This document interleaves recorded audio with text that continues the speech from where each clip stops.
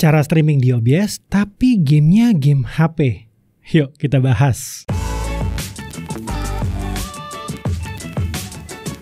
Jumpa lagi di Jagat, bersama saya, Rama. Di video sebelumnya, ada viewers yang bertanya cara nyambungin HP ke OBS. Dan setelah dibaca-baca, maksudnya bagaimana cara casting game dari HP ke OBS. Mungkin mau bikin konten atau mau live streaming mungkin ya.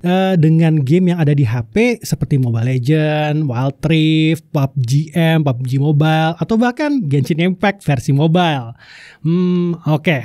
Sebelumnya kami kasih konteks dulu ya. Tutorial ini adalah bagaimana kita bisa mengcapture apa yang ada pada layar HP atau tablet ya ke OBS. Bukan emulator Android yang di-capture ke OBS. Sebenarnya make emulator adalah salah satu metode capture game mobile yang paling mudah.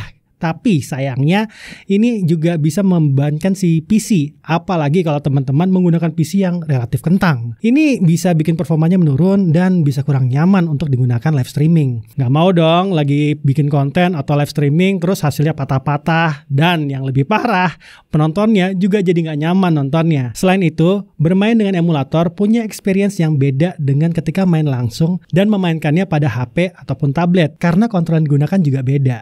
Nah, video ini buat yang ingin memainkan game mobile tapi tetap pada HP atau tablet. Untuk alatnya sendiri, kami akan menggunakan Android dan PC. Ada beberapa cara yang bisa digunakan untuk casting gameplay mobile ke OBS.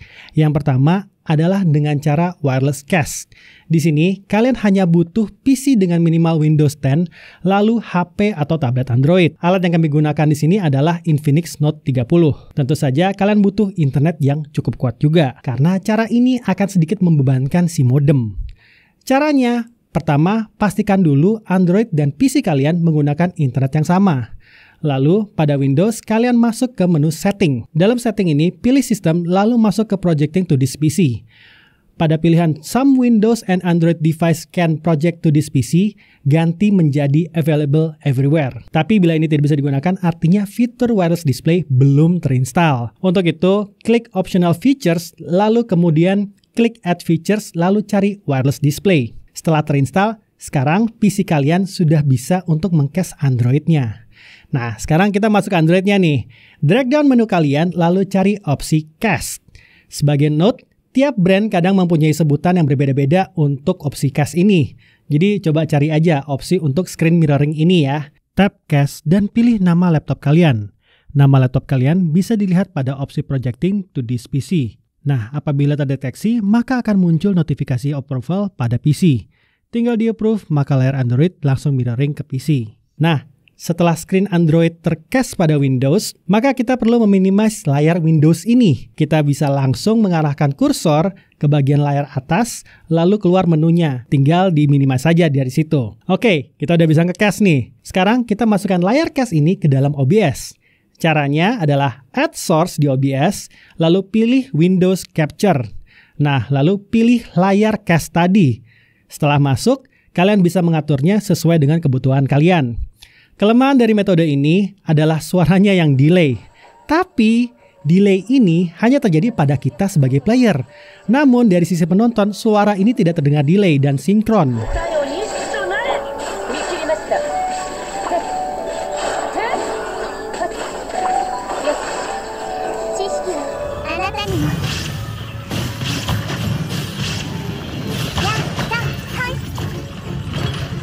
Oke, sekarang gimana caranya kalau nggak mau delay dari kitanya juga sebagai player? Kan nggak enak ya main tapi delay-delay suaranya gitu kan ya. Nah, cara kedua ini harus sedikit bermodal. Karena yang pertama, kita harus punya HP atau tablet yang punya fitur Mobile High Definition atau MHD. Atau gampangnya punya HDMI out.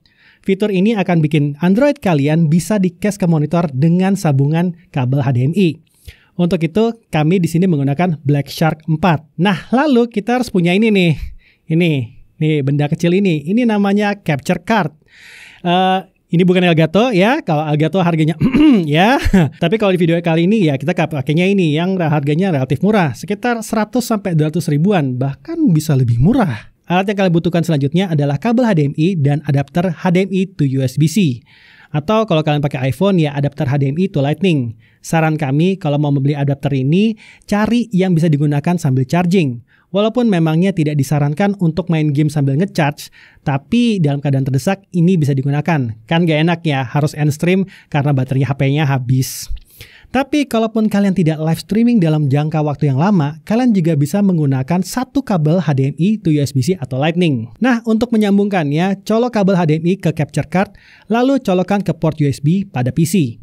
Untuk colokan USB-C-nya bisa dipasangkan ke HP, atau kalau kalian memakai adapter, maka colokkan HDMI satunya ke adapter, lalu dipasangkan kepada HP. Nah, apabila sudah terpasang, pada OBS kita bisa add source video capture device. Cari nama USB tersebut dan bisa langsung digunakan. Kami menyarankan capture card dipasangkan pada port USB 3.0 apabila tidak terdeteksi pada port USB 2.0 kalian. Untuk hasilnya sendiri, sejauh yang kami coba, tidak ada delay.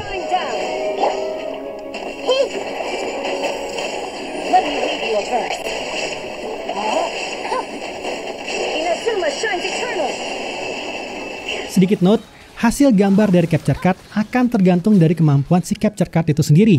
Tiap capture card akan mempunyai hasil gambar yang berbeda-beda. Kami sangat menyarankan membaca deskripsi sebelum membeli. Sebagai contoh, capture card yang kami gunakan, walaupun memang ini adalah yang paling termurah, namun tidak bisa menghasilkan gambar 1080p 60 fps. Untuk 60 fps-nya hanya bisa di resolusi 720p. Nah, untuk beberapa capture card yang mahal, memang bisa menghasilkan gambar dengan resolusi yang lebih tinggi dan FPS yang lebih mulus.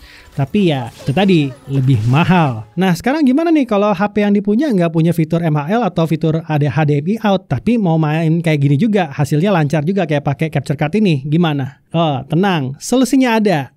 Boleh? Nah, ini, kabel ini. Ini adalah kabel HDMI Anycast. Merek yang kami gunakan di sini itu PXMHA130. Kabel ini memungkinkan Android apapun bisa menggunakan fitur MHL atau HDMI out. Cara pakainya gampang. Kabel HDMI yang kita gunakan sebelumnya itu diganti dengan kabel ini. Nah, yang menarik dari kabel ini adalah kabel ini membutuhkan power untuk mengaktifkan MHL atau HDMI out-nya. Ini membuat kabel ini jadi secara otomatis bisa nge-charge HP saat digunakan juga. Setelah itu, kita juga perlu menginstal aplikasi yang disediakan oleh si PX ini. Oh ya, sebelum lupa, sebelum kalian menginstalnya, hidupkan juga USB debug pada Android kalian dulu ya. Nah, setelah menginstalnya dan memberikan akses-akses yang diperlukan pada HP kalian, sekarang bisa deh HP kalian digunakan untuk cache di OBS. Tapi gini guys, saat kami menggunakan kabel ini ada satu kendala yang kami hadapi. Teorinya, kabel ini akan langsung secara otomatis mengaktifkan Bluetooth dan mengkoneksi audio HP dengan PC yang digunakan. Namun, ini tidak terjadi pada saat kami mencoloknya. Untuk itu, kami juga memberikan solusi untuk teman-teman yang mempunyai masalah yang sama. Pertama-tama, pair dulu Bluetooth HP dengan PC kalian. Setelah pairing, cari dan install app di Windows Store yang bernama Bluetooth Audio Receiver. Setelah terinstall, hubungkan kedua alat melalui app ini. Nah, sekarang suara pada HP akan masuk ke dalam PC. Oh iya, di awal pair, sound yang kalian akan dapatkan mungkin masih akan delay. Tapi setelah mencobanya beberapa kali, delaynya akan teratasi. Bahkan terasa tidak ada delay. Buat yang penasaran dengan harga kabel ini, sekitaran 250.000 di toko ofisialnya ya.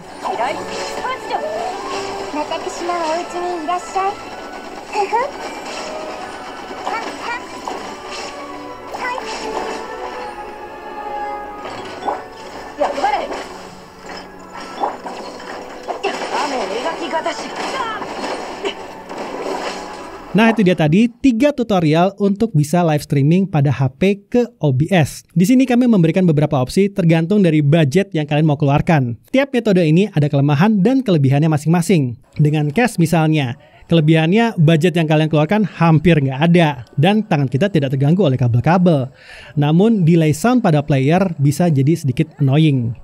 Untuk menggunakan capture card, teman-teman harus sedikit mengeluarkan biaya, apalagi yang tidak punya fitur HDMI out.